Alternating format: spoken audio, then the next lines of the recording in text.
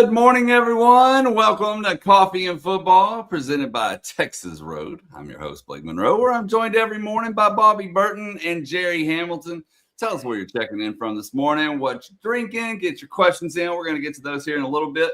But first, guys, we're going to talk about some news that happened after Coffee and Football yesterday. Unfortunately, some bad news, and that's that Texas dual sport athlete Jonah Williams is going to undergo surgery due to making a dive in baseball, hurt his shoulder. He's going to miss the baseball season.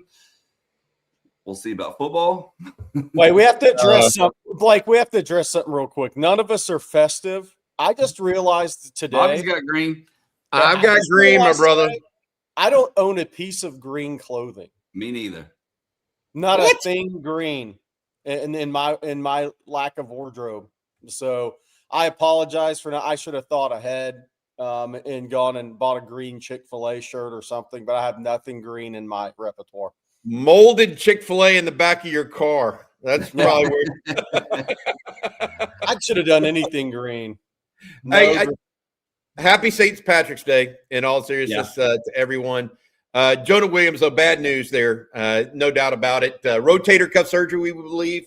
That's what Jerry was and Blake, 6 to 7 months out. We think even for football, that puts him mid-September, mid-October before he can even put the pads on again and really get after it.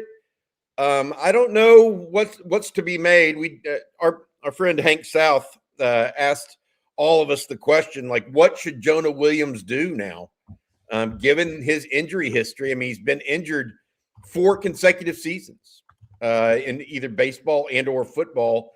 Given that, I mean, what should his next step be? I don't know that we can choose for him, nor am I suggesting we should, but I know this much. I mean, baseball is not the contact sport that football is. No. And if he's having these kind of issues repetitively or repeatedly in baseball, what's the chances he doesn't have something similar or worse in football? Now, last year, I think baseball was more hamstring related. But a shoulder injury for a safety, that's typically a long process for a young man to come back from. But unfortunate, because I do say this, I would say this, I think he's a top 5 athlete on the University of Texas campus. I agree. I know that's going to sound like, what has he shown us? Well, we've seen him play in baseball. He's guy that hits over 100 miles an hour off the bat. We know he's a tremendous football prospect. I think he's some of the fastest times on the team. Yeah, Bobby. Yeah, one of the fastest times. I think he's a top 5 prospect on campus right now. Unfortunately, he's laid up with injury. Jerry, your take on the situation with Jonah Williams? Well, it's so interesting now with this injury, and look, what we don't know is it a full rotator cuff tear or partial, because that could impact his timeline. But the one thing I wanted to say about this is, coming out of high school, I think there was a split there in the circle of, do you stay in high school and play the spring baseball season and see what the draft holds for you before you commit 100% to football? But to Jonah's credit, he was like, I want to be a college football player. I want that experience. And he picked football at the time. He could have easily stayed in high school and gone in the MLB draft. I'm not saying he'd gone first round. That depended on this season. But he certainly had first-round tools in high school if he'd had a great season. They play in a very tough district in Galveston Ball down there. Really good baseball district, by the way. So he plays against really high-end competition, other guys that'll be drafted or high major college baseball players. So he committed to football his senior year in high school and made that his decision. He wanted to – I think he loved football. I think he loves baseball too. Growing up, basketball is actually his favorite sport. But that wasn't going to work after – it was going to be baseball or football for him. But he made a commitment to football. And at the time, I gave him praise for that, because I was like, man, I mean, I probably would have stuck around and to see what the MLB draft had in store for me. But now you think back on that, and now where you're at, I mean, it's his life. It's his decision. Obviously, we have opinions on all this stuff, and I'm only sharing my opinion here, nowhere else. If it's me, if I'm advising him, I'm going baseball. I'm going to get healthy. I'm going baseball, and then I'm going to see what the draft holds for me. I need to get my body healthy. I need to actually. The problem I think see for Jonah is he came out of. By the way, a serious hat tip to him. He came out of high school and ended up starting on a baseball team ranked number 1 at the time, top 5 at the time in the SEC. So hat tip to him. He also then came out of baseball with a soft tissue injury. That held him back in football a little bit in terms of the offseason. Then that got re-injured, headed into the season. Then he has the shoulder injury in the Texas football season. He's wearing the hardest. He goes into baseball, exasperates that, and now we're where we are. So his body has never had a chance to rest and recover. And when you continue to get injured in that scenario, I think you have to be really smart with your future. And if it's me, if it's just me, or if it's the people around him, I'm saying, hey, man, look, it's time to start taking a look at this long term.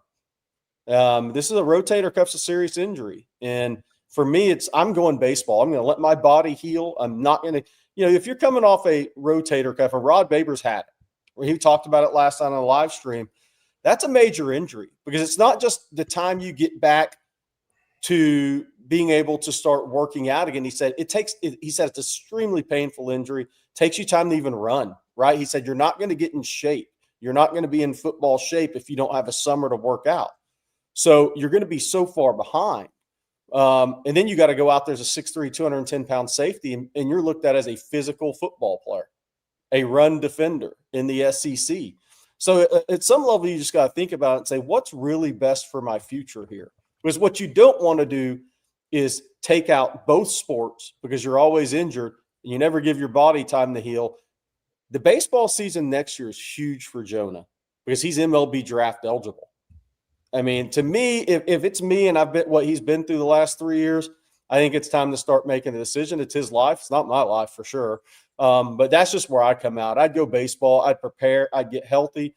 I'd physically prepare for the 27 baseball season, and I'd go tear it up and go into the MLB draft. That's just where I'm at, but it's his life, and I wish him the best. He's a really good dude, man. I covered him in high school. Hell of an athlete, like you said, Bobby. But I think at some point, the injuries force you to make a decision between sports, especially when you're going to be draft eligible in one of them a year from now. Yeah, look, tremendous talent. He's got to get it done, though. Now, it's starting to get that point in his career where you're 2 years in, Jonah. What you going to do? Who are you going to be when you grow up? I think there are people that would like to see him still continue to try both. Maybe that's him.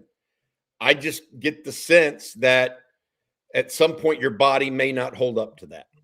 Yeah. And those are always, as we've talked to numerous athletes before on here, Jerry, and through the years, when their body doesn't hold up is one of the toughest things for them to overcome mentally, right? They tend to back away from that a little bit. And so I wish him nothing but the best. I think it's, like we said, tremendous athlete, tremendous, skilled athlete, by the way. He's not just athletic. He's hot. Hand-eye coordination, all of that stuff is off the charts. Yeah. So we hope the best for him. All right, we got more to talk about, including Texas playing NC State tonight in basketball. A couple other news and notes out there. Matt Leinart, we're going to talk about the former USC Trojan who lost the national championship game to Arvince Young. Talk a little bit about him. But first, I want to say thank you to our friends over at Texas Road, your full-service solution for major road projects in and around the state of Texas. Our friend Rick Vavro and the guys at Texas Road do that for you with the full support of multiple crews performing utility, dirt work, concrete, and asphalt.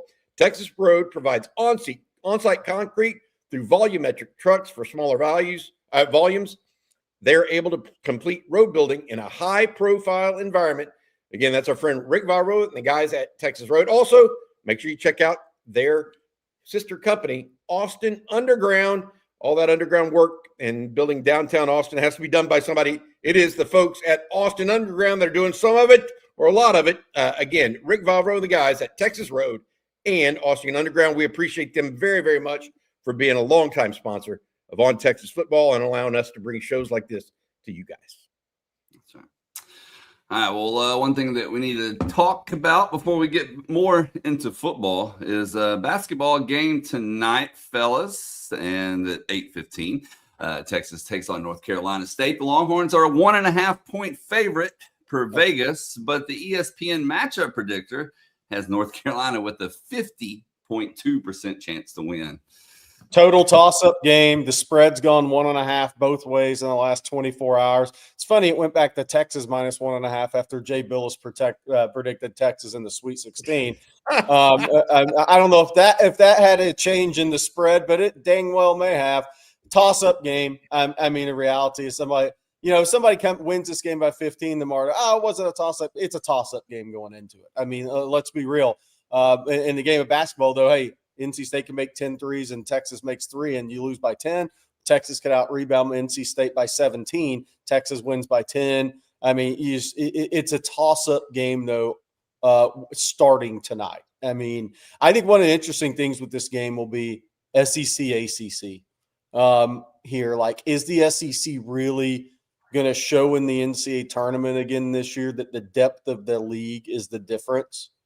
I'm very interested in that, and that starts tonight because this is SEC, ACC teams, obviously 2 of the last teams to get in the tournament, and they're totally different basketball teams. Totally. NC State is I think number 11th in NCAA in three-point shooting, 38.8. They can really shoot the ball from behind the arc, and I think that's number 1 for Texas. Is they can't let NC State get off to a hot start from 3 where multiple guys are making threes and it becomes a feel-good game for NC State. That's what you don't want to see if you're Sean Miller, because then the contested fall away threes start going. You have to close out too hard with 2 hands high, and you end up fouling 3-point shooters. If you haven't watched Texas this year, that's happened a lot. So guarding the 3-point line is huge for Texas early in this game, and I think for Texas offensively versus NC State, it's Matas and Swain. And when I say Swain, I'm not talking about the Swain going out and scoring 25. I'm talking dominating the boards. Because those 2 guys rebound it better than anybody NC State has. NC State as a team is -1 on the season in rebound plus-minus differential. Texas is top 20 rebounding team. So it's really a contrast of styles tonight in teams. I expect a high-scoring game as well. I think what's interesting for the winner of this game, if it's Texas, we'll play the what-if game, is you flew to Dayton yesterday. You have a little prep time. You play a game. If you happen to win this, you get on the bird the next morning and fly to Portland and have a little prep. Then you play BYU. So what happens when you get into these first 4 games is you travel like an NBA team for about the first 3 days of the tournament, first 4 days. And so that's the key is whoever wins this game, and we're in the Texas what if, this doesn't need to be some overtime, double overtime type of game. Where you have no legs and you got to get on a plane and go fly west. Somebody needs to win this game in regulation tonight to have a real chance. Even though BYU is very beatable, you don't want to get in that dead leg travel situation right out of the gate. But it's a toss-up game. It can go either way. I think the team that plays best to their strength tonight is probably going to win this basketball game. Both teams shoot free throws well. NC State's like 76.8. They're really good. Texas is 75.3. So I really think another big key is how can NC State attack Matas in ball screen situations? They run a lot of zoom action, some things that Texas runs with Sean Miller. But can they get Matas in ball screen defense situations? Because he plays drop coverage. He has to play drop coverage. He's not a switch and guard perimeter guy on switch and guard a guard or perimeter player on the perimeter. Else you can't. That's just not who he is. He plays a lot of drop coverage. NC State wants to attack him in drop coverage because they'll get open gym threes against him or driving opportunities. So it'll be interesting to see how Sean Miller combats that during this game. Because if I'm NC State, I'm attacking that from the go and see if I can get him in foul trouble and negate Texas strength against me. Good luck to Longhorns tonight, for sure. Hey, let's talk a little bit about Matt Leinart. No. Y'all hear about this? Hang on. Before we do that, I need to bring this up because we got people in the chat asking about the bracket challenge. I made it easy for y'all. Now you can scan the QR code. I'll leave it up on the screen for just a moment. That'll take you to the women's or the men's contest. You need to get your entry in very soon, obviously, because this all starts this week. So be sure to check that out. We got the contest going for both sports, and prizes include a 6-month OTF subscription and some merchandise as well. Bobby's throwing in a hat and a mug for first place in each one. So be sure to check that out, the On Texas Football Bracket Challenge, and then I'll drop the links in the chat as well. But use those QR codes and get signed up today. I think they're ESPN brackets, right? They are. Correct. Yeah, I did mine today. See if you can beat old Jerry, who's talking I about. was going to say, if Blake wins, he said he's only keeping the hat. He'll give you all the subscription, the second place finish for the subscription and shirt. Hey, let's talk about old Matt Leinart here for a second. Yeah, you know he is an interesting cat. Led USC 34 straight wins. He was one of those. Part of that process for them during the early 2000s. Won a Heisman Trophy the year before Reggie Bush won it, when Vince should have.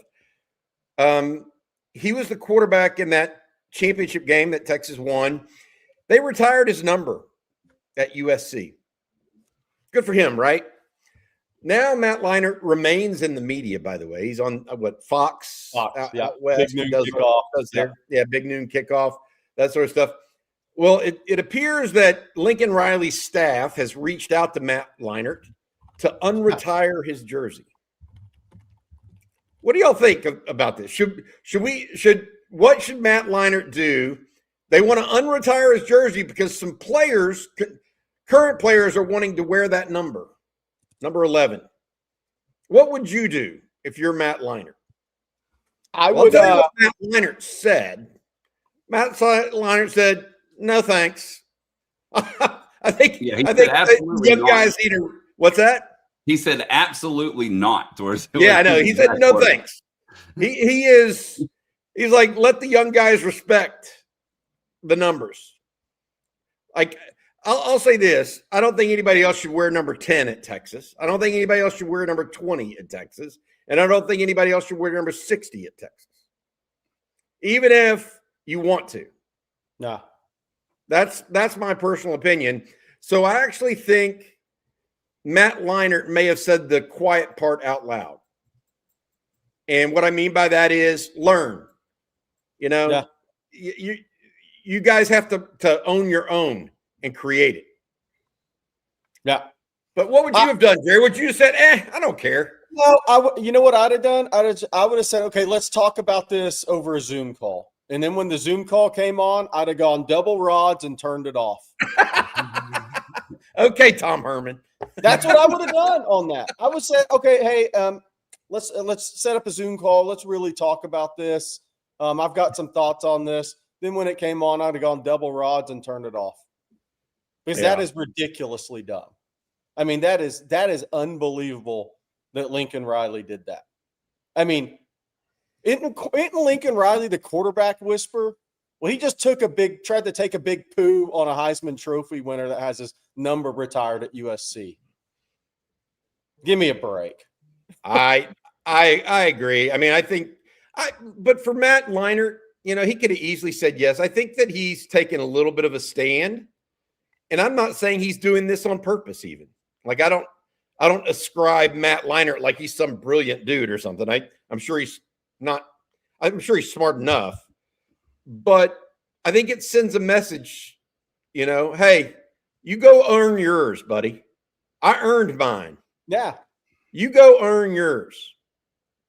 You know, and this guy says, I disagree. There are only so many numbers. There's some truth in that. And USC, by the way, has had quite a few Heisman winners. Oh, yeah. So I get that. I just feel like I don't want somebody wearing 10, 20, 60 for Texas, just willy-nilly.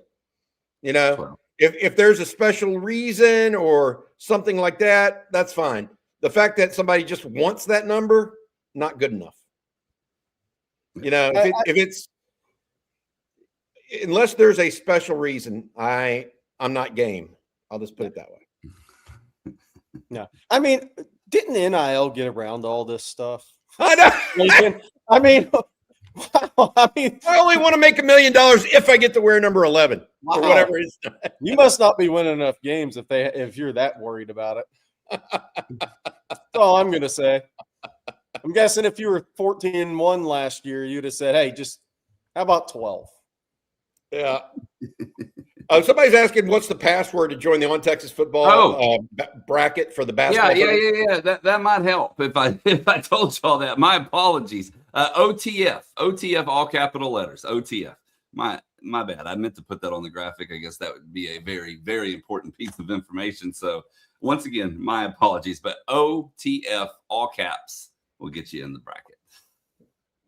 All right. Well, speaking of recruiting, there's a lot going on, a lot of official visits set. Jerry, you put out a list the other day on ontexasfootball.com. What's the latest? Yeah, I mean, so Texas it's spring break week, obviously. Then March 26th through 28th we think will be a big visit weekend for Texas. And then it kind of carries into the spring game. But we're up to 45 official visitors now, by the way, and none of them have requested 10, so that's good news. The 45 official visitors. Blake, I think you have that graphic there. There's been a number of offensive linemen added of late. Lucas Roa out of Orange, California.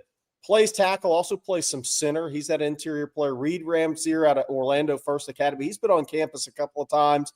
He is also an interior offensive lineman. Jasper Ngokwe from Richardson, a heck of an athlete, one of the best big-bodied athletes in the state in football. He was a defensive lineman early in his career. Played a little bit more offensive line last year. And now he's gaining steam. I think he'll end up being a solid 4-star prospect at offensive tackle. And obviously Jimmy Callis and Peyton Miller were on campus late last week. And I'm going to keep mentioning that on Jimmy Callis. That's the third unofficial visit. I mean, that's a lot of unofficial visits to take from Pittsburgh to Texas. I think Ohio State has been considered the favorite for him. His sister attends Ohio State. I think she's graduating either this summer or next year in December.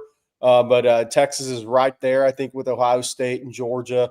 All his teams, all his finalists are from the South except Ohio State. Just something to keep in mind there.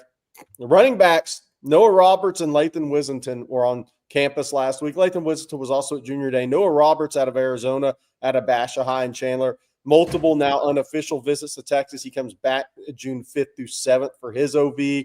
I think he's one of the better all-around running back prospects in the country. 6'1", about 195, runs 10.7. Wissington obviously has been running the 10.5 range. Sarad Baker expected on campus next week, I believe. And obviously not on that list is there's a number of guys that I put out on ontexasfootball.com yesterday that we still think are going to lock in official visits. And one of those is Landon Williams Callis, the running back out of Richmond Randall. I think it'll be June 19th through 21st, but we'll see. He's going to announce all his visits at the same time.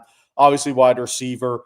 We've talked about those guys. On defense, Blake, the defensive list is more about how many defensive backs are already on the OV list and where that's going. I think that's going to go to 12, 13 official visitors. That will be the most in June in the Sark era. So we've talked about that. Texas is really targeting defensive back in this class. Honor Falave Johnson just committed to USC. He was arguably maybe the best athlete of any DB in the country in the 27 class. He committed to USC as expected on Saturday. Texas still working to get some other guys set up. Some guys may have some OVs. I think Gabriel Osborne is a big one out of Mustang, Oklahoma. Can Oklahoma shut him down, his recruitment down, or does he take all the OVs in June? Then Jannard Albright, who I went and saw at Effingham County down by Savannah. He's coming on campus April 11th, 12th for an unofficial visit. I think he'll set up his official visit during that visit.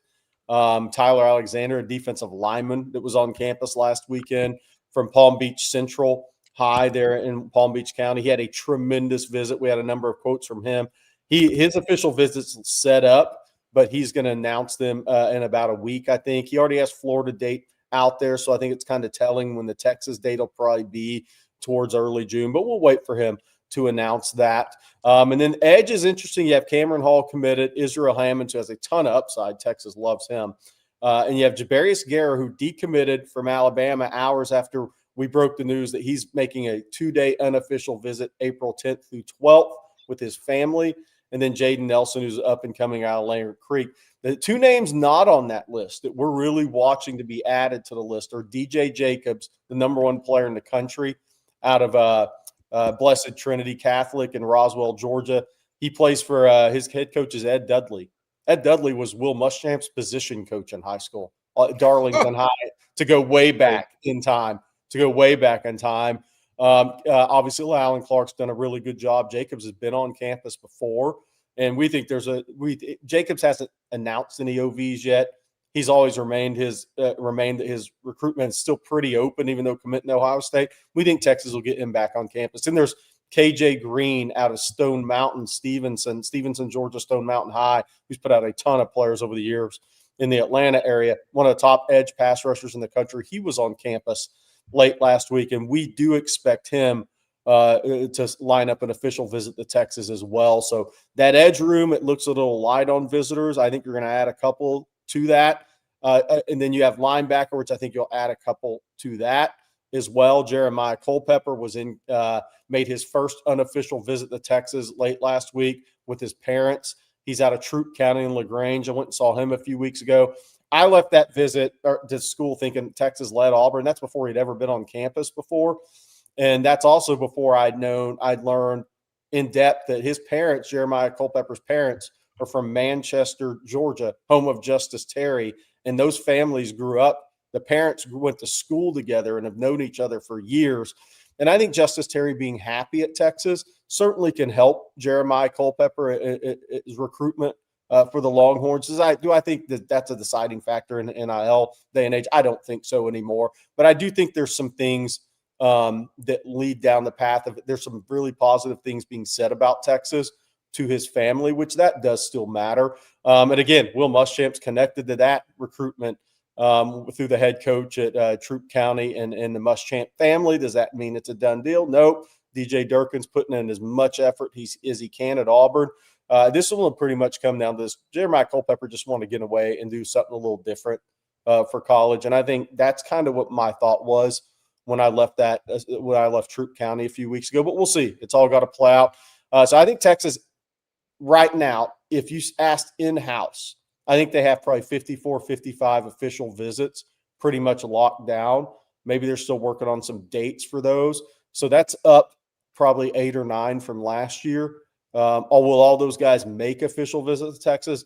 Absolutely not. There will be some guys that commit and maybe have the later June 19th through 21st official visit. They may commit earlier because maybe their hands forced from an NIL perspective or from a college perspective at a certain college that say, hey, man, we have two of you guys for one spot. You want it or not? That's the way recruiting goes. Also news, Jackson Cook, son of Matt Trissel, was offered late last week. We expect him to set up his official visit to Texas in the coming days. He is a center guard prospect out of Westlake High who tested really well, had a great Under Armour camp in Dallas, was 6'3", 287 at that camp with an 80-inch wingspan.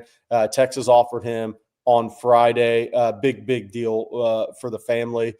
He had already had Arkansas official visit scheduled June 12th. So that's why I lean later June for him, maybe 19th through 21st. I think he already has something on the 5th too. He'll continue to go through the recruiting process, but Texas recruiting and most official visits they've had locked in mid-March since I've been covering Steve Sarkisian at Texas. So there's definitely a push to get guys locked in for official visit dates earlier. I also think what Texas has done here, I'm going to keep saying this because they have different people that come in these chats at different times, is Texas has moved their timeline of visits up a little bit. They have more first weekend visits with top targets in my years covering Texas under Sark. So they're definitely making a change from their last year, couple of years, 3 years, their kind of June how they were planning out their June visits. So their strategies changed a little bit. And I think it's forced by NIL, Bobby. I think these schools are really pushing NIL deals earlier and locking these kids up and not letting them get into visits 2 and 3. And I think while Sark, the long game in recruiting, they're always going to play that. I do think from an official visit process, you still have to adapt. You have to adapt a little bit. And so you have to get some of those guys in earlier as well. Look, timelines change all the time. I mean, that's the one thing that I can tell you over the last, 25, 30 years covering this stuff is that we've seen timelines morph. And in this era, NIL era, I guess we would call it, of college sports and portal, if you want to push those two things together, the level of change has taken on a different level of speed. Yeah. And I think to Jerry's point, what worked last year may not work this year. And at the same time, there's some elements of this. Oh, well, we want early commitments. That's what Jerry's talking a little bit about. That obviously sounds like 10 to 15 years ago, right? Yeah. Where early commitments were all the rage. My take on this is, and I wrote a little bit about this on Sunday, I think, on Texas football. Texas has to, no matter what the situation is, Texas has to adapt.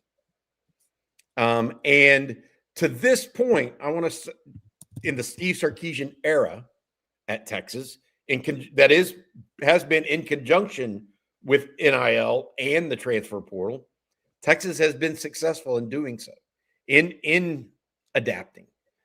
I feel like they're doing a little bit more of that again this year by bringing in more players for official visits.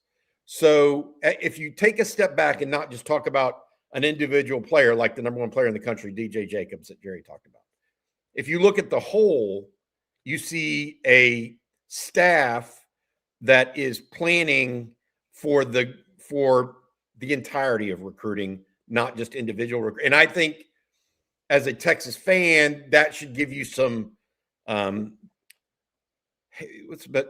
some impact or some thought that, hey, maybe they're doing this the right way, and maybe they've been doing it the right way and doing it well for a number of years. So I should cut them some slack a little bit and realize that, hey, they've got a process and a plan. That's where I'm at on this right now for them. I do think that they are adapting on an annual basis to meet the needs. Now, that doesn't mean they're going to go out and get Kavion Bryant, the quarterback out of Palestine. So they're not going to get everybody, but I feel good about what Texas has done in recruiting for a number of years now. It also tells you the high school recruiting very much still matters in the portal day and age.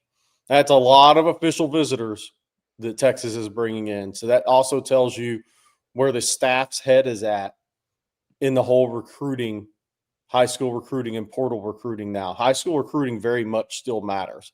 I don't know. I'm not sure it matters as much in some of the fans' mind, but in these college staff's mind, it still very much matters. Still got to be able to develop players. All right, guys. Well, before we move on, we need to tell everyone about a couple of our sponsors. And Bobby, I'm going to let you start with Hollow Socks. I could do that. I love my Hollow Socks. I'm actually wearing them right now. I won't do y'all a disservice and show my feet to the world here, but lightweight, supportive, and unbelievably soft. They're 3 times warmer than wool and still lightweight. How are they warmer than wool and still lightweight? They're alpaca socks built for the field. These are performance-grade socks made from ultra-soft baby alpaca fibers, engineered for rugged conditions, and designed to keep your feet dry, warm, and comfortable no matter where the day takes you. Hollow doesn't just make socks for the outdoors. They've engineered them for everyday activity. So everyday socks, soft, breathable comfort for daily wear, travel, or downtime. Compression socks for gradual compression comfort to keep your legs comfortable during travel, recovery, or your everyday on your feet. They're also trade socks for those of you who are on your feet all day, perfect for long shifts and 14-hour days in boots, giving your legs the support they need after the grind. For a limited time, Hollow Socks is having a buy two, get two free sale. Head to hollowsocks.com today to check it out. That's hollowsocks.com for up to 50% off your order after you purchase. They'll ask you where you heard about them. You can support our show and by telling them that we sent you here at On Texas Football. Again, 2 for 2. Buy 2, get 2 free sale at hollowsocks.com. Tell them On Texas Football sent you. And I'm going to tell everyone about Square, one of our newest sponsors here. Support for today's episode of Coffee and Football comes from Square, which honestly, if you've ever paid at a food truck or a coffee shop or even a local store and the checkout took like 2 seconds, there's a good chance you've already used Square. I see it all the time around here. You walk up, you grab your coffee or whatever, tap your card or phone, boom, done. No weird register problems, no digging around for change, no waiting forever while someone figures out the system. That's because Square basically puts everything a business needs in one place. Payments, point of sale, inventory tracking, customer tools, even setting up an online store if you want to sell stuff on the internet. It's simple, it looks clean, and businesses can actually focus on customers instead of fighting with tech. And the cool part is Square works whether you're just starting out or you're running multiple locations. And right now, our listeners can get up to $200 off Square hardware when you sign up at square.com/go/ontexas. That's Square, SQUARE.com/go/ontexas. Run your business smarter with Square and get started today. Well, we have a couple of super chats this morning, both from Devon. So let's knock those out real quick. He said, I wanted to explain more on my super chat from yesterday regarding playoff expansion. I don't believe the playoff should have expanded past 6. And Devon, you said see my next chat, but I didn't get that one started. So my apologies here if you want to put that back in the chat. But basically, Devon doesn't think the playoffs should expand past 6. You know, look, they were at 4. They never went to 6. But I hear what you're saying. We had this discussion yesterday, and I think 68 teams in a basketball tournament is too many. And some people are going to say that's sacrilege because, I mean, Jerry called it the best spectacle in college sports. I don't necessarily agree with that because I think they've bastardized the tournament such that half of it's on TBS and some of it's on Turner Movie Classics, and it's no longer that wall-to-wall on 2 channels that experience that it used to be. The other part of it is that there's so many teams, and they want to go to 76 apparently. So I'm just different. I do think that college football deserves a tournament, and I do think it should be more than 12. My biggest issue is if you go to 24, you would get 2 games. The higher ranked opponent would get 2 games at home. And having been to that Texas Clemson game, there's no doubt in my mind that is something that, I mean, it just sets the campus on fire in a positive way. I want to say that. And I think that I just think that there's room to grow college football into that. Now, the viewership for a college football playoff, I think that if you go to 24, do you punt all the bowl games? Maybe. At least half of them. Yeah, I mean, I think that's probably the consternation some may be having, but I think you go to 24 and punt all the bowl games. 24, I mean, look, they're already Notre Dame opted out of the bowl game because they didn't make the playoffs already. Other teams contemplated that. So I think that going to 24 makes sense. Going to 16 makes sense too. But I don't think it should be 6 or 4. I'd like to see, because I feel like teams that are playing their best ball late don't have a fair shake. 24 is not ridiculous if you don't have bowl games, by the way. If you have bowl games, 24 is ridiculous. I would agree with that. So here's where I come out on it. The viewership in both sports is up so much that they've got it right. From that standpoint, they have it right because playoffs create intrigue. The underdog possibility creates intrigue.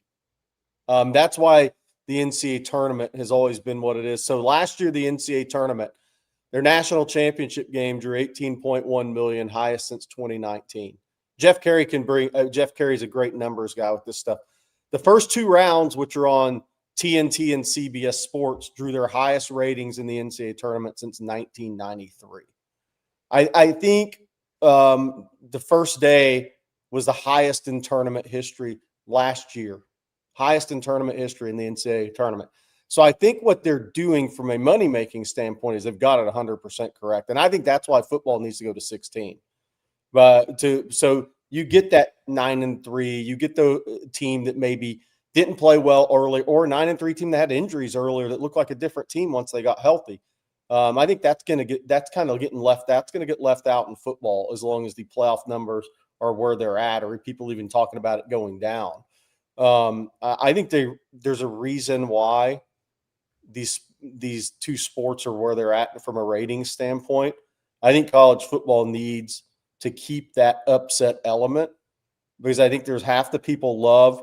For anybody that hadn't been to an NCAA basketball tournament, this is why I think it's so amazing, is because there's 4 teams playing and there's 4 different fan bases. And it's amazing what happens in one of the, if you're in the arena, when a 15 seed is close to a 2 seed, like everybody starts cheering against the 2 seed. The underdog element is real. And I think the NCAA tournament has it right. I think football is getting very close, just my opinion, to having it perfect, because I think the upset element's a big deal. I think the one thing people got sick of from a college football standpoint, many fan bases were, well, Clemson, Alabama, and Georgia and Ohio State are going to be in it every year, or 3 out of every 4 years. So why does it matter to me if I'm NC State fan or Indiana fan or Boise State fan? We have no shot at this. We're not given a shot. Well, now you feel like you have a shot. And when it goes to 16, you're going to feel even more like you have a shot. I think that's why the NCAA tournament's so successful. And I think that is why football needs to get to 16 as soon as possible to continue to have that upset element in there for fan bases. Because I think more fan bases are engaged in football right now than ever before because they didn't have a shot. Well, think about 90% of them didn't feel like they had a shot in football. Now they feel like they could have a great magical year and have a shot. And I think that's why the viewership's up so much. That's just me. And our next super chat from Devon it says, can we address that stupid Zach Barnett tweet about Jonah being a 0-star athlete? What's up with the media piling on kids? I didn't see that. I didn't see that. So I don't know if he was responding to something. I didn't really see that. But I got you. Hang on. Obviously Jonah's a 5-star athlete, and he's probably just meaning that the guy's hurt. Hurt. He's produced on a 0 level basically. But even last year he contributed to a baseball team that won a regular season title. Yeah. I mean, that's just my opinion. Yeah. Yeah. He said you can't help injuries, man, but I do think Jonah's getting to the point where yeah. The 5-star safety's attempt to be a 2-sport athlete have so far turned him into a 0-sport athlete. Zach Barnett, he works for Football Scoop. Yeah. I mean, I don't have a problem with that. There's some truth to it, right? I mean, although I do believe that he played some baseball, I don't know that Zach even knows that, Yeah. But there are a lot of people that try to play 2 sports and fail, Jerry. Yeah. Most of them don't have the ability to play both sports at an elite level. Jonah does. Yeah. Clearly. So look, I don't like to see guys pile on. I'll put it that way. This is a guy that doesn't know Texas from the back of his head. So I think that, whatever. My take on Jonah is let's get him healthy, and then let's see if he decides to take on one game or one sport or another. Until then, I have a hard time believing, and I said this yesterday when we did the sideline debate thing.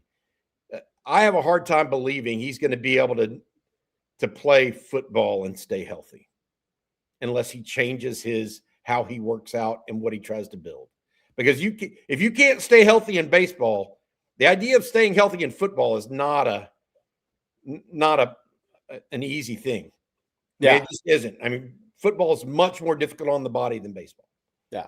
The only thing I would say to that tweet is, I would disagree with that tweet is, and pretty vehemently, Jonah Williams left Galveston Ball High School in December of his senior year and ended up being a starter on a top 5 ranked baseball team in the country. That ain't a 0-star athlete, dude.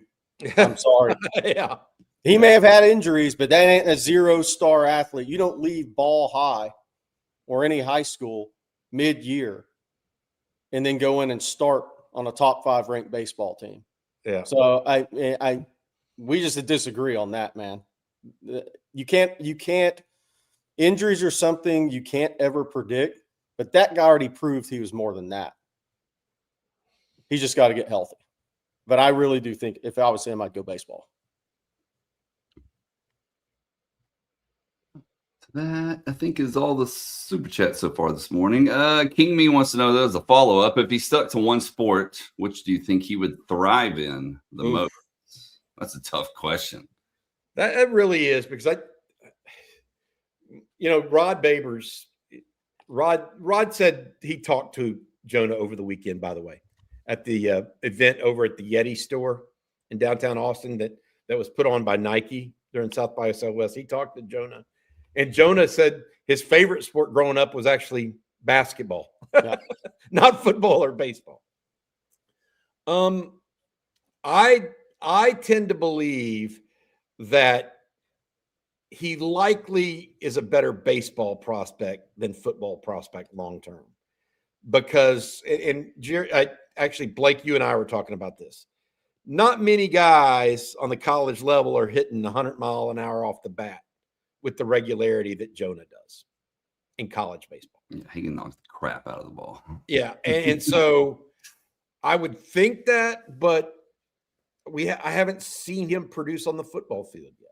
So I'm reticent to just make this categorical, this is the way it's got to be, because we haven't seen him do it in football yet. Yeah. I would the reason I lean to baseball for him, crack clavicle, rotator cuff now.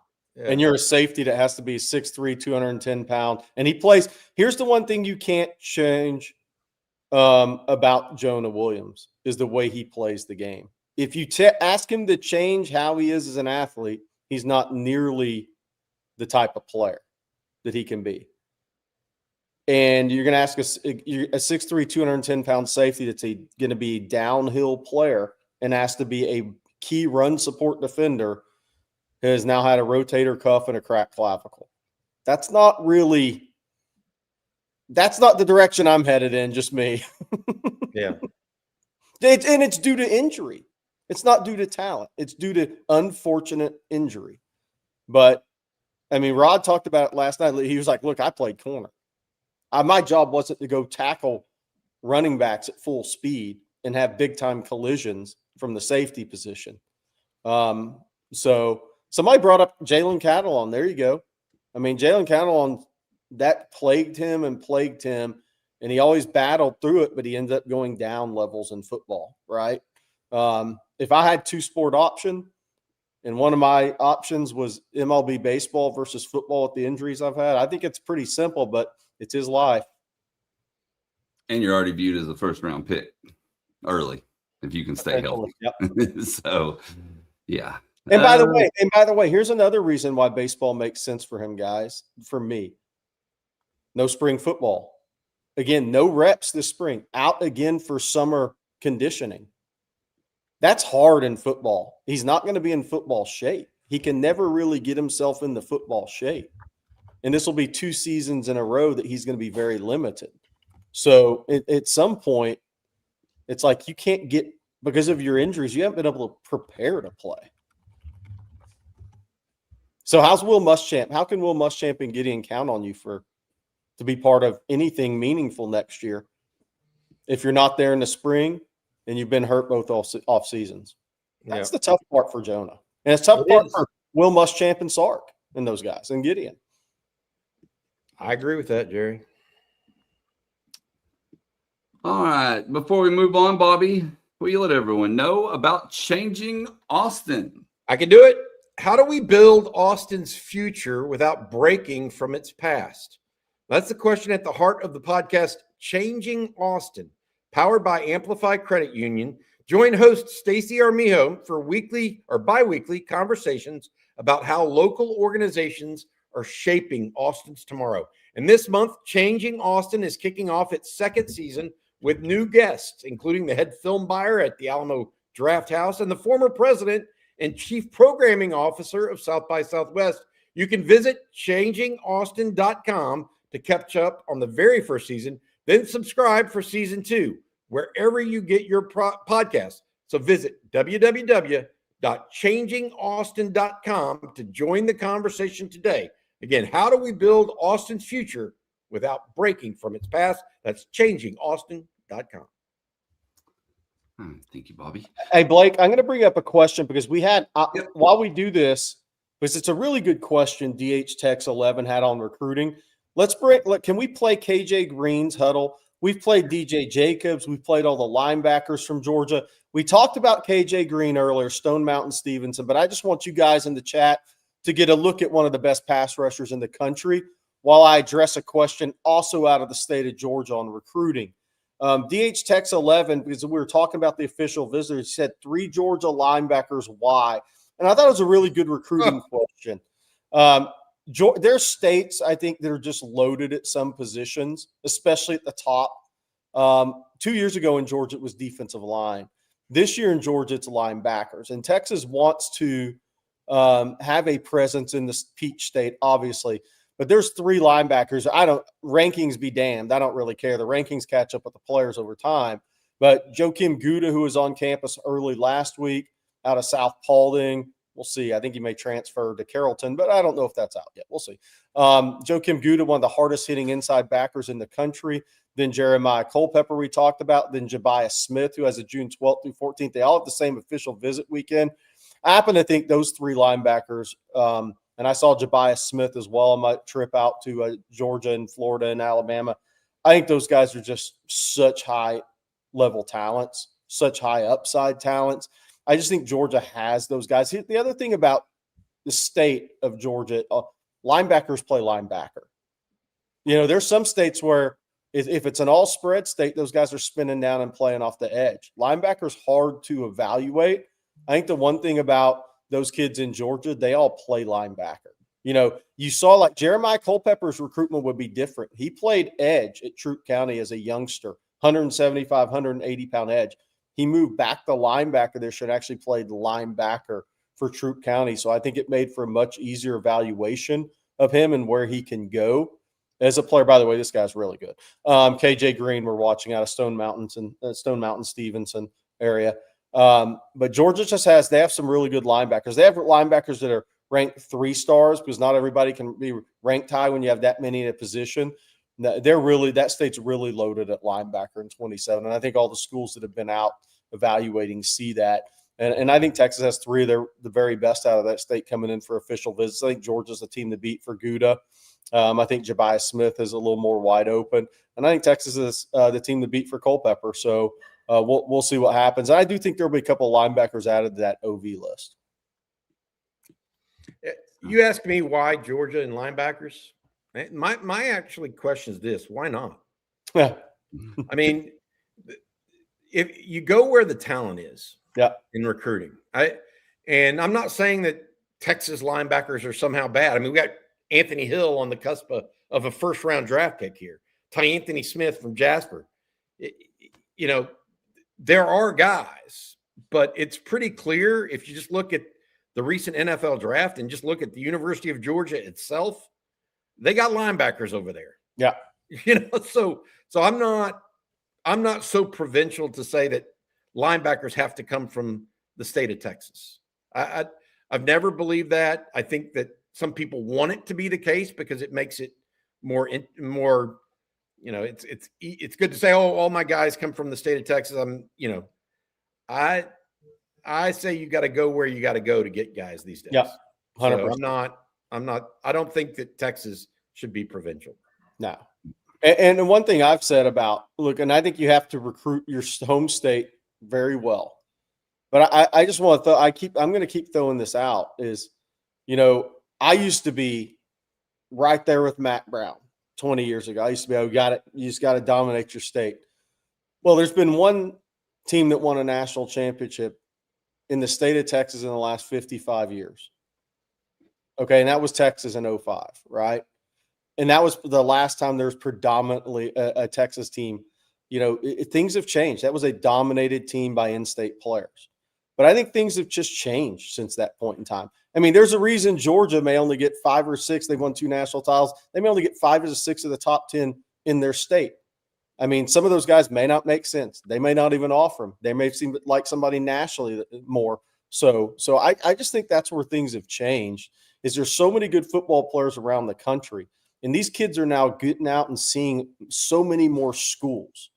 I mean, that when people talk about the University of Miami back in the day, like if you watch those 30-30s on ESPN, a lot of those guys say, we didn't go anywhere else. We didn't see any other schools. We didn't know anything else. Those days are gone, man. And it started with 7-on-7. These kids are out traveling the country, seeing all these colleges now. So, and from a recruiting standpoint now, I think you have to recruit nationally to a certain level, because your job is to go find the best football players in the country. And I think it's pretty simple math on all this stuff. But it's really interesting that if you haven't watched those 30 for 30s, go back and listen to some of those Miami guys that are like, hey, we never left Miami. We didn't know what was out there in life. I mean, that's just not where we're at anymore. And I will also say this. You have so many families moving in that have still moving into Texas and Georgia. Those states have changed so much from a recruiting standpoint. There could be kids that are ranked high in the state of Texas. We look at them all the time, and they're not really from Texas. They didn't grow up with A&M or Texas jerseys on. They're not nobody's guaranteed to go anywhere anymore. Very few guys are. So I just think that's how much we've changed in recruiting. But the job of Steve Sarkisian is to go recruit the best players he feels like they can in the country. And I can tell you this, if you don't, you're up against it in the SEC, because Georgia is, Nick Saban was, Urban Meyer was. So there's a pretty clear path there. Let's see here. We got some more questions coming in. Man, his highlight film is 12 minutes long, by the way. But why go to Georgia for him? Put it back on. We'll find something else to talk about. We'll play the whole thing. Yeah. Why go to Georgia for him? It still has another 4 minutes in it. I gotta go to Max Preps and put his stats. Did he just put every tackle on? Let me see. I don't know, but that is an incredibly long highlight film. I just noticed it was that long. Oh gosh. All right, let's see. Let's take this question here from Dave. Actually, flying under the hold on. Now I know why I hadn't looked at his Max Prep stats, because I'd watched him and said, this guy's a stud. He's like a 3-clip player. Bobby, he had 129 tackles, 40 tackles for loss, and 18 sacks last year. That will make a 12-minute highlight tape as a defensive player. Why go to Georgia? No, I'm being facetious.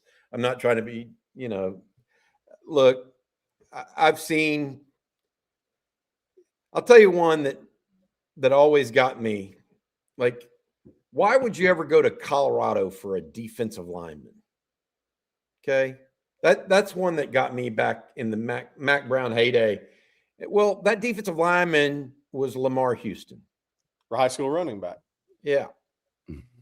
Why would you go there? Why would you go to Colorado? I mean, Colorado's not this football great state. Right. Tillman Holloway and Casey Studdard. Yeah. pretty good players, starters for the University of Texas. Yep. Why go to Arizona for a running back? For heaven's sakes. I mean, Texas has all the running backs you would ever need, right?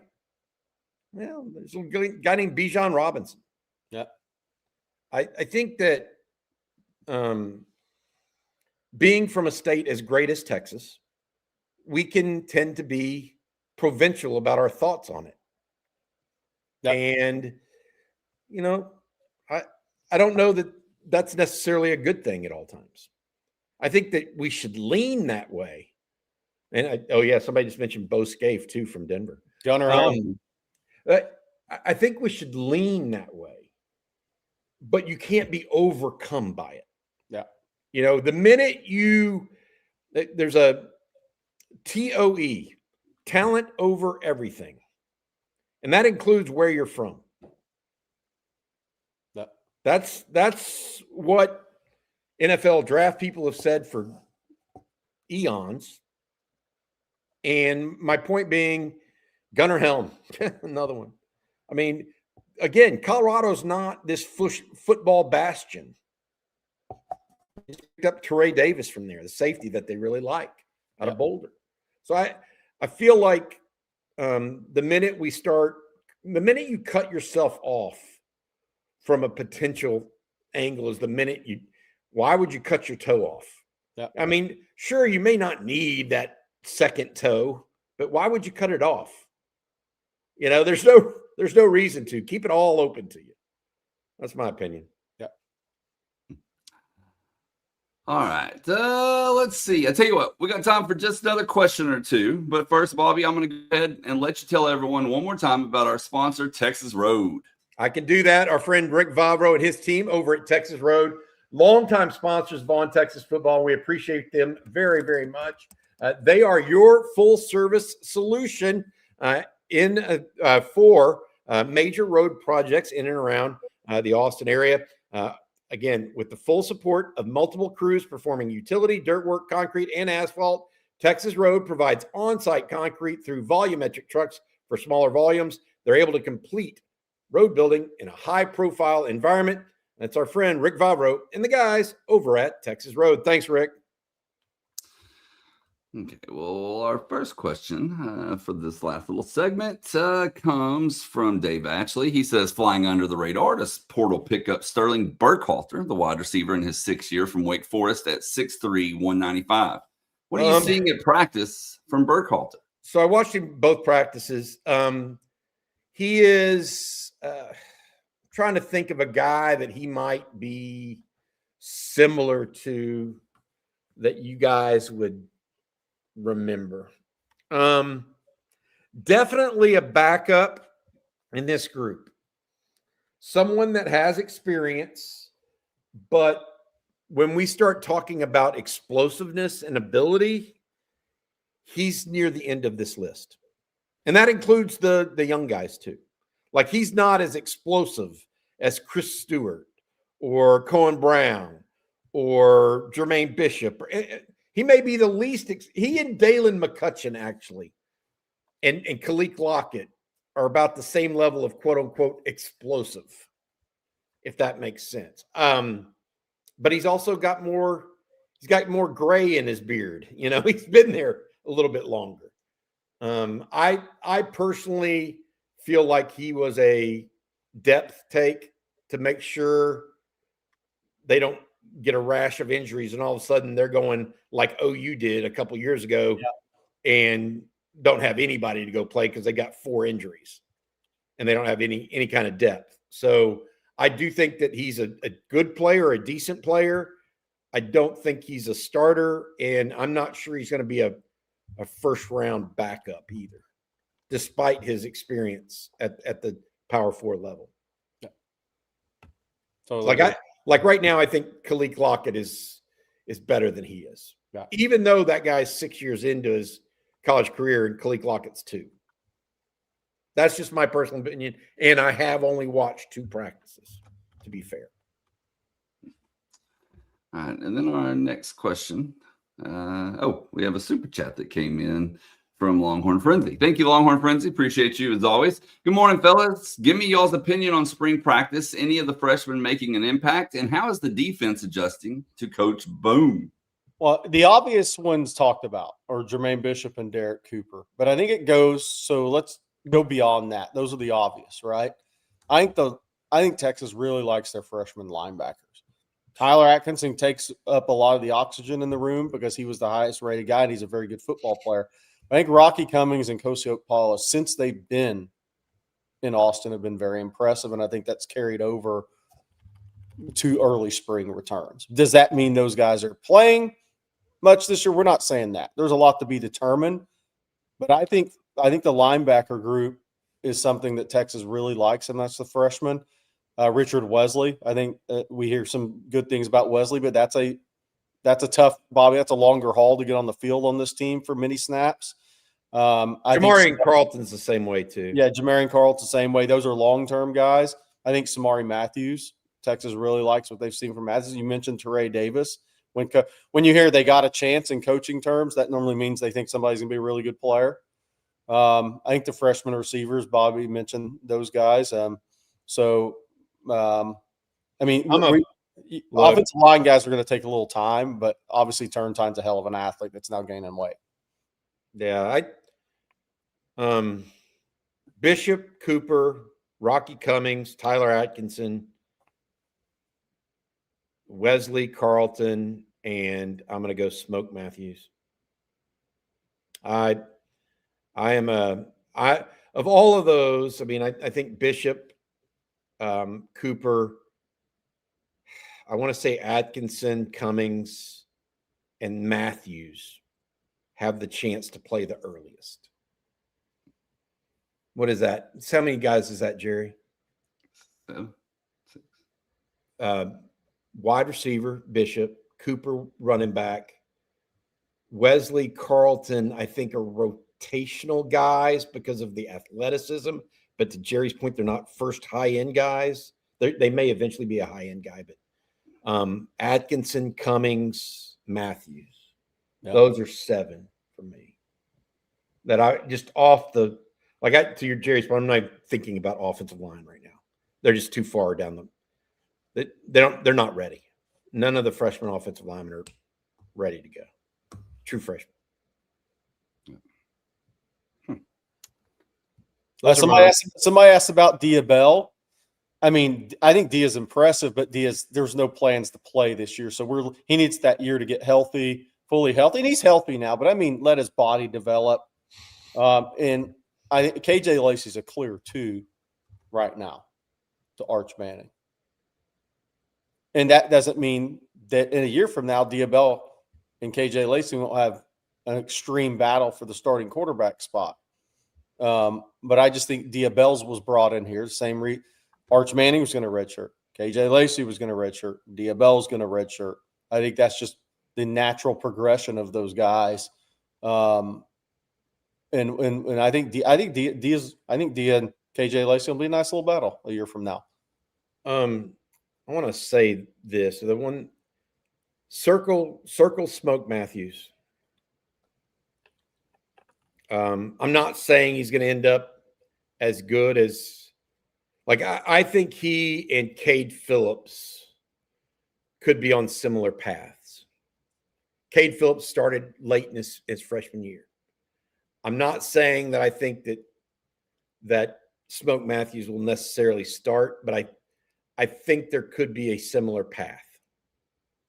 Because look, Warren Roberson, Kobe Black, Grayson Littleton, even Bo Masco. None of those guys are long-armed, downfield guys, and as well as press guys. As good as what Smoke. I just circle that one, and let's talk about him in 6 months. Yeah. Coming out of high school, think about Samari Matthews. He was similar to Malik Muhammad. He had been training as a corner for years. And I think that's one thing. There aren't many guys who actually train and play corner for a lot of years because, Cade Phillips might play some safety. He's going to play wide receiver for his team, right? He is such a high-end athlete. Hightower had to use him every which way they could to win games. The corners coach, who also used to be, now trains a lot of really good DBs. I'm familiar with him from the Under Armour days out in the North Carolina, Charlotte area. Smoke's been training with that guy as a corner for a while. So I think there's a similarity with Malik Muhammad in that way, is that Malik Muhammad came into college prepared to be a college corner. I think Samari Matthews came into college prepared to be a college corner. And I think that, along with his talent, gives him a chance to see the field early and puts him ahead of the game. A lot of guys at the corner spot are having to learn corner truly for the first time in college because they play everywhere. Samari Matthews, and like Malik Muhammad, was not that way. All right, we got this question here from Jason. And Jason says, I asked a couple of weeks ago on the night program, but who do y'all think the most improved player will be this year? Jason feels like Alex January and believes he will earn a third-round grade or better. Who's it going to be, guys? Who's your most improved player for the 2026 season? It's a good question. It's a good question. Naturally rolling the second-year starters, even though he changed positions, Brandon Baker, kind of like Alex January in that regard. January didn't change positions, but second-year starter. Zena, I think, is in that group. I think Zena is definitely going to be in that group. I think Cade Phillips is definitely going to be in that group. David Rawls has an interesting one because he gets lost in the wash. Brad Spence in this scheme. It's a pretty good answer, David Rawls. I think Brad Spence is going to be really good in Muschamp's game. I'm going to go a little different. I'm going to go a little different. I think I'm going to go Josiah Sharma. Because I already have these major changes. I already have expectations for Alex January. I already have expectations for Brandon Baker. What are the expectations of the general fan base of Josiah Sharma right now? They're not super high. I think he's gonna be a rotational player for Texas, and a good one in 2026. So I would say that. I would say him. You can't say somebody like T'Anthony Smith, who has multiple interceptions in a bowl game. Right. I mean, maybe I go with Brandon Baker, to Jerry's point. I'll tell you one that would be great. What if we saw a newer version, an improved version of Ryan Wingo? Yeah. If we went from a guy that had some drops, gets his wrist surgery, and all of a sudden starts catching the ball clean every time. I'll tell you another one. And people don't think about it because he wasn't at Texas last year, Ian Jaffard. If Texas can get him down 25 pounds, we were talking about Rod and I were talking about him last night. You know what he's blessed with? What you don't think about with big, large humans in football, you do in basketball, athletic stamina. That guy played 424 snaps at 390 pounds last year. It's a lot of snaps. What's he going to look like in year 2 as a SEC starter if Texas can get 25 pounds off of him? He can end up being a real difference maker if that happens. And he was playing at Arkansas last year. Now he's playing with a bunch of NFL players right and left him. And I know Quincy Rhodes was really good, but obviously not the same talent level of Texas. Lance Jackson. Yeah. That's who Texas may need it to be to maximize their defense. Him and Zena. Great question. Somebody asked about Justice Terry out for the spring. Up to 287 pounds is out for the spring. That is per somebody very close to him. So the entire spring, not just a few practices, out for the entire spring, barring a major change. All right, y'all. That's going to do it for today's episode of Coffee and Football presented by Texas Road. Want to thank Texas Road along with Square, Hollow, and Changing Austin for sponsoring today's show.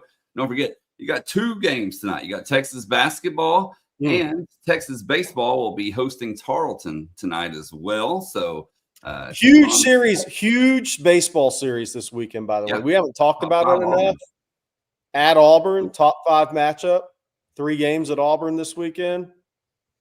This is the first real test for Texas baseball. On the road against a top 5 team, 3 games set at their place. I think it's alumni weekend for Auburn baseball. Does that mean Bo Jackson's going to be there? But that'd be cool. But huge baseball for SEC. I think when we look back at the SEC standings at the end of the year, this is a pretty big 3-game series for Texas on the road at Auburn. And my apologies to Rocky P. We'll knock this out very quickly here. Thanks for the super chat. What's the confidence level for the men's team tonight? This team's hard to predict. What does Texas have to do for a corn dog and mayo morning, Jerry? That only happens if Texas wins 20 basketball games this year. I'd said that before. If Texas wins 20, I mean they win tonight and beat BYU in Portland. It's a toss-up game, man. Who knows? I mean, look. People talk about Texas down the stretch. NC State was really bad down the stretch. So what does it have to do with anything tonight? Both these teams feel like they have a new lease on their basketball life this year. I think both teams are going to be very excited to play. I think it's a complete toss-up game. I would say this. It's been pretty funny. I went over to an NC State site. Both fan bases think they're going to lose the game tonight. I